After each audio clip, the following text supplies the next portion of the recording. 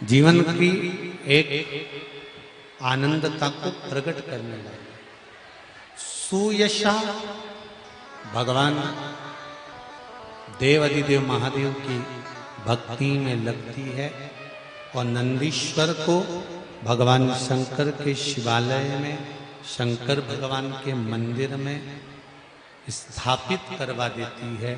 वो धर्मपत्नी सुयशा,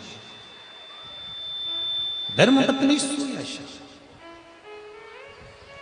आप में से कितने लोग हैं जो घर में से जल लेकर जाते हैं शंकर भगवान को चढ़ाने?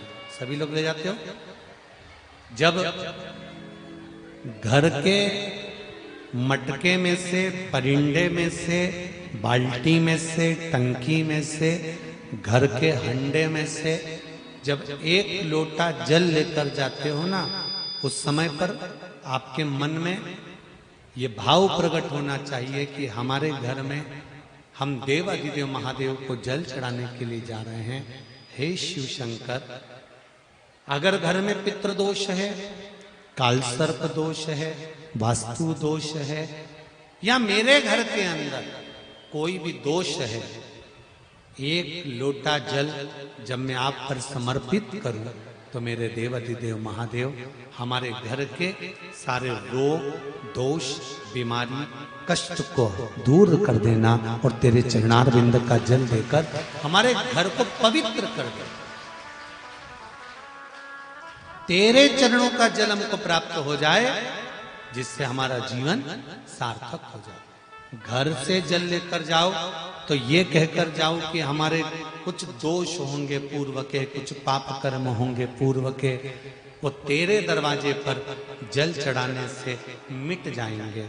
जब वहां से आओ तो थोड़ा सा जल लाते हो, साथ में थोड़ा सा जल कलश में 2 बूंद 4 बूंद जो भी तुम लेकर आते हो वो लाकर घर में छींटते हुए प्रवेश करो। क्यों?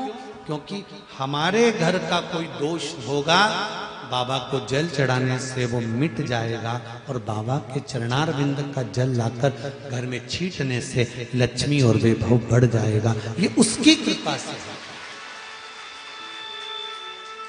ये उसकी दया से है, ये उसकी करुणा से है। महाराज, श्रावण का महीना चल रहा है।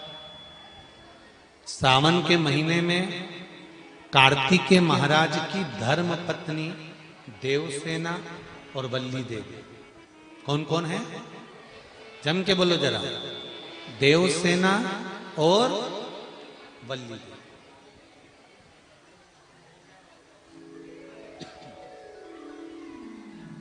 देवसेना और वल्ली देवी ये कार्तिकेय महाराज की 2 धर्म पत्नी है। इन्होंने शंकर भगवान की आराधना कब करी थी? तो कहा जिस समय पर माता पार्वती शंकर भगवान के साथ में चौसर खेलती हैं और चौसर खेलते समय पर शंकर भगवान हार जाते हैं, नीलकंठ पर जाकर बैठ जाते हैं। नीलकंठ पर से भगवान शंकर कार्तिकेय जी से बात करते हैं। भगवान विष्णु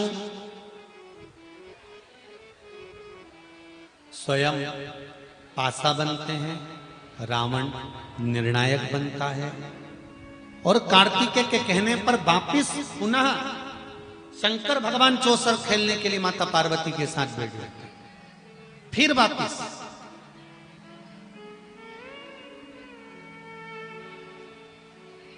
और शंकर भगवान जब माता पार्वती के साथ चौसर खेलने वापिस बैठते हैं, पुनः विराजमान जब हो जाते हैं, फिर बैठ जाते हैं। तब पार्वती मैया जब हारती हैं तो पार्वती जी के मन को यह लगता है कि हारने का कारण क्या है।